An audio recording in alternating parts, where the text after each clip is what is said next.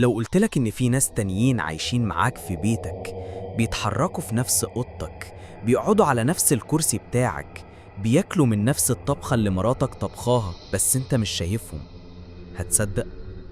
لو قلتلك إن في عالم موازي بيحصل فيه حياة كاملة جنب حياتك، وإن الحدود بين العالمين دي ممكن تتداخل في أي لحظة، هتصدق؟ النهاردة هحكي لكم قصة عيلة مصرية عادية خالص، عيلة زي أي عيلة فينا، كانوا فاكرين إن بيتهم ملكهم لوحدهم، لحد ما اكتشفوا إن في عيلة تانية عايشة معاهم من سنين. إبراهيم كان راجل في الأربعينات، موظف في شركة بيشتغل من الصبح للمغرب عشان يجيب قرش حلال لعيلته. مراته أسماء ربة منزل، ست حنينة بتحب عيلتها قوي، وولادهم يوسف عنده 12 سنة وأحمد عنده 8 سنين. العيلة كانت عايشة في شقة في الدور الثالث في عمارة قديمة في حي شعبي في القاهرة. البيت مكون من 3 أوض وصالة ومطبخ وحمام، حاجة عادية خالص. في ليلة من الليالي كان إبراهيم قاعد في الصالة بيتفرج على التلفزيون، والأولاد ناموا وأسماء في المطبخ. فجأة حس إبراهيم بحاجة غريبة، حس إن في حد قاعد جنبه على الكنبة. أسماء، تعالي هنا شوية. إيه يا حبيبي؟ ردت عليه وهي جاية من المطبخ. انتي مش حاسة إن في حاجة غريبة في البيت النهاردة؟ غريبة إزاي يا إبراهيم؟ مش عارف، حاسس إن في حد معانا. ضحكت أسماء. أكيد خيالك يا حبيبي، أنت تعبان من الشغل. لكن إبراهيم كان متأكد إنه حس بحاجة. الكنبة كانت دافية في مكان تاني غير اللي هو قاعد فيه، كأن حد تاني كان قاعد عليها من شوية.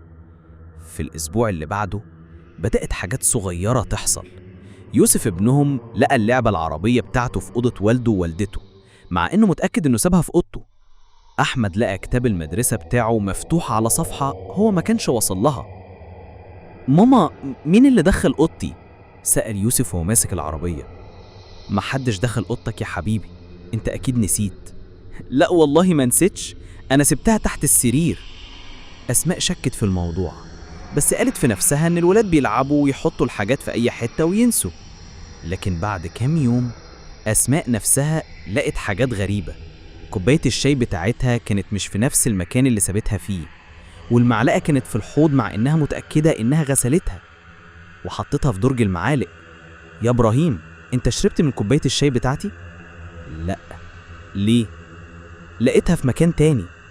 يمكن الولاد كانوا نايمين. إبراهيم بص لأسماء وشاف القلق في عينيها. هو كمان بدأ يحس إن في حاجة مش طبيعية.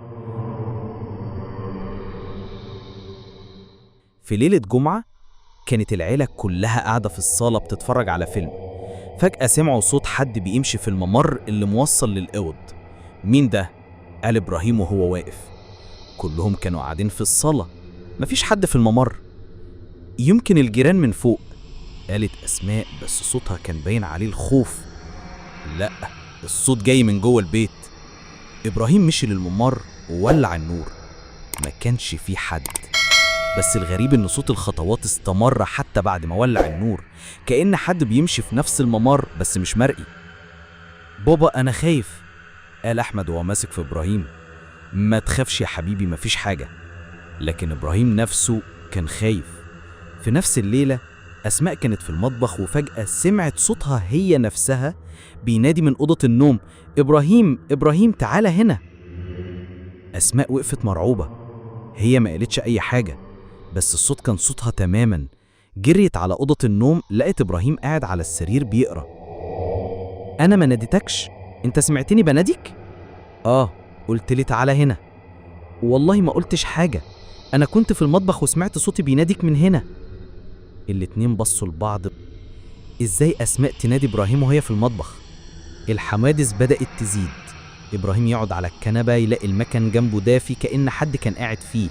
أحمد يصحى من النوم يلاقي حد لاعب بألعابه. يوسف يسمع صوت ولد تاني بيضحك في أوضته في النص الليل. ماما، في ولد بيضحك في أوضتي، قال يوسف وهو واقف جنب السرير بتاع أهله في نص الليل. إيه الكلام ده يا يوسف؟ والله بجد سمعته بوضوح. أسماء قامت مع يوسف راحوا أوضته. ما سمعوش أي حاجة. يمكن كنت بتحلم يا حبيبي. لا، ما كنتش بحلم، سمعت ولد زيي بيضحك. في نفس الأسبوع أسماء كانت بتطبخ في المطبخ وسمعت صوت حد بيقطع الخضار جنبها. بصت ملقتش حد، بس سمعت صوت السكينة بتقطع في الخضار بوضوح. إبراهيم! صرخت. إبراهيم جري عليها. إيه اللي حصل؟ في حد كان بيقطع خضار جنبي بس ما شفتوش. أنت متأكدة؟ متأكدة. سمعت صوت السكينة على لوح تقطيع الخضار.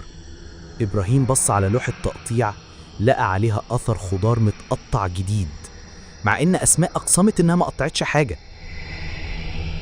في ليلة كان إبراهيم صاحي متأخر بيشتغل على اللابتوب في الصالة. الكل كان نايم. فجأة شاف ظل راجل بيمر قدام الباب. مين هناك؟ قال بصوت عالي. الظل وقف. إبراهيم قام بسرعة، مشي للباب، بص في الممر، ما كانش في حد. بس الغريب إنه شاف الظل تاني، المرة دي أوضح. راجل يشبهه، لابس نفس لبس النوم بتاعه، ماشي في اتجاه أوضة الأطفال. اقف مكانك. الراجل الظل بصله، ووقتها إبراهيم شاف وشه بوضوح. كان هو نفسه، نفس الملامح، نفس الشنب، نفس كل حاجة. انت مين؟ قال إبراهيم وهو بيترعش من الرعب. أنا إبراهيم، ده بيتي. إزاي؟ أنا إبراهيم وده بيتي أنا. إحنا الاتنين إبراهيم، إحنا الاتنين عايشين هنا. وقتها إبراهيم حس إن عقله هيطير. إزاي في واحد تاني شبهه كده؟ إزاي بيقول إن ده بيته هو كمان؟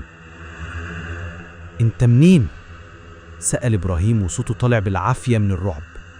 أنا من هنا، من نفس المكان ده، بس في عالم تاني.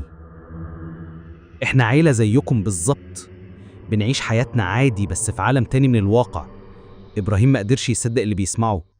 طيب إيه اللي خلاكم تظهروا دلوقتي؟ الإبراهيم التاني قرب منه، وإبراهيم حس ببرد شديد. إحنا مش إحنا اللي ظهرنا، انتوا اللي دخلتوا علينا. الحدود بين العالمين دي بدأت تتكسر، واحنا مش قادرين نتحكم في ده.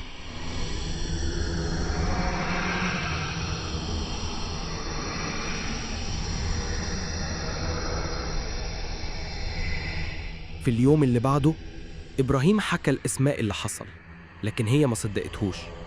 انت متأكد انك ما كنتش بتحلم؟ أكيد ما كنتش بحلم، شفته قدامي وكلمته. طيب فين هو دلوقتي؟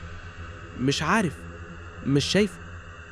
بس بالليل أسماء كانت في المطبخ ولقيت ست قدامها بتغسل المواعين، ست تشبهها تماما.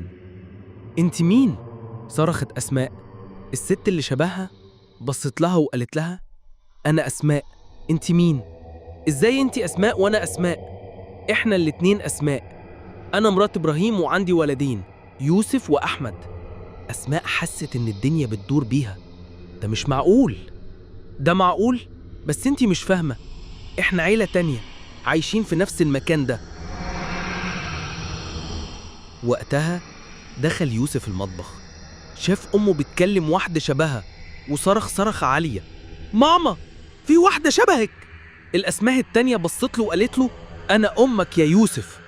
لا، دي أمي، قال يوسف وهو بيشاور على أسماء الحقيقية. إحنا الاتنين أمهاتك، أنت عندك أمين في عالمين مختلفين. يوسف ما قدرش يستوعب الكلام ده وجري على أبوه. من اللحظة دي كل حاجة اتقلبت. إبراهيم بقى يشوف نفسه قاعد جنبه على الكنبة، نفس الملامح ونفس اللبس، كأنه مراية بس حقيقية. أسماء وهي في المطبخ تلاقي نسخة منها واقفة جنبها. الأطفال كمان بقوا يشوفوا يوسف تاني وأحمد تاني بيلعبوا معاهم بنفس الألعاب. في الأول كانوا مسالمين، بياكلوا ويشربوا ويناموا زيهم بالظبط، كأن في نسختين من نفس العيلة عايشين في نفس البيت. لكن الرعب بدأ لما التفاصيل الصغيرة بقت تتداخل. إبراهيم يمسك المعلقة يلاقي الأكل بينقص من الطبق من غير ما يحطه في بقه. يوسف يلاقي لعبته اتحركت لوحدها. أسماء تحاول تقعد على الكنبة تلاقي النسخة التانية قاعدة وبتبصلها ببرود. إبراهيم انفجر وقال: الوضع ده مش طبيعي، إحنا مش هنعرف نكمل كده. النسخة التانية بصت له وقالت له بنفس صوته: وإحنا كمان، بس دي حياتكم زي ما هي حياتنا. الأيام عدت، وكل يوم الوضع بيبقى أفظع. العيلة الموازية ما بقوش ساكتين. إبراهيم التاني بدأ يزقه بقوة وهو داخل يقعد. يوسف التاني يشد لعبة يوسف الحقيقي وما يرضاش يرجعها. أسماء التانية تبعدها من المطبخ وتقول لها: المكان ده بتاعي أنا، مش بتاعك. والليالي بقت جحيم. إبراهيم يصحى يلاقي النطخة التانية واقفة على راسه بتتفرج عليه وهو نايم بعينين ميتة. أسماء تسمع صوت نفسها بينده لها من أوضة فاضية. العيال يصحوا من النوم يلاقوا ولاد تانيين مايمين جنبهم في السرير. المرعب أكتر إن العيلة الموازية بدأت تبين قوة غريبة. إبراهيم التاني يطفي النور من غير ما يلمسه. أسماء التانية تحرك الكوبايات بعينيها. يوسف التاني يقفل باب الأوضة من غير ما يقرب له. وبعد كام يوم حبسوهم جوه أوض النوم. الباب مش عايز يتفتح مهما حاولوا. من ورا الباب صوت إبراهيم التاني بيقول ببرود: انتوا لازم تمشوا، ده مش بيتكم. ازاي مش بيتنا؟ احنا هنا من سنين، واحنا هنا من قبلكم، واحنا الأقوى. في الليلة الأخيرة الحقيقة اتكشفت. العيلة الموازية وشوشهم اتشوهت، عيونهم حمرة، أصواتهم غليظة. إبراهيم التاني قرب وقال: الوقت خلص، النهاردة الدور عليكم. وفجأة إبراهيم الحقيقي حس جسمه مش بيتحرك بإرادته. رجليه بتتحرك لوحدها، إيديه بتترفع من غير ما يأمرها. أسماء والعيال كمان أجسامهم بقت زي الدمى. أسماء بتعيط وتقول: سيبونا، حرام عليكم. إبراهيم الحقيقي جمع شجاعته وسأل بصوت بيرتعش: انتوا مين؟ عايزين مننا ايه؟ ابتسامة مرعبة ظهرت على وش إبراهيم التاني وقال: احنا انتم، بس بعد ما متوا. الصدمة خلت الدم يتجمد في عروقه. بدأ يفتكر تسريب الغاز اللي حصل من شهور، الليلة اللي ناموا فيها كلهم وما صحيوش بعدها. هم كانوا أموات من البداية، واللي قدامهم هي العيلة الحقيقية اللي عايشة فعلا. العالم الموازي ما كانش إلا الحقيقة المرة. أرواحهم كانت محبوسة، فاكرة إنها لسه عايشة. والخرق اللي حصل ما كانش دخول حد جديد، ده كان لحظة افتكار، لحظة اعتراف بالموت. وبهدوء اختفت أجساد إبراهيم وأسماء والعيال زي دخان بيتلاشى. العيلة الحية فضلت واقفة في نص البيت، مرتاحة لأول مرة من شهور. إبراهيم الحي بص لمراته وقال: الحمد لله، أخيراً راحوا. أسماء الحية هزت راسها وقالت: كانوا مرعبين رغم إنهم مجرد أرواح تايهة. والبيت سكت، بس السؤال اللي فضل معلق: هو فعلاً الأرواح لقت السلام؟ ولا لسه بتدور على مكان جديد تعيش فيه؟ لو وصلت معانا لحد هنا يبقى أكيد قلبك جامد. بس خد بالك، القصص دي مش مجرد حكايات، في منها اللي بيحصل بجد حوالينا وإحنا مش واخدين بالنا. لو عايز تعيش الرعب الحقيقي وتسمع قصص تانية تشيب الدم، اشترك في القناة واستعد للي جاي، لأن اللي جاي أخطر.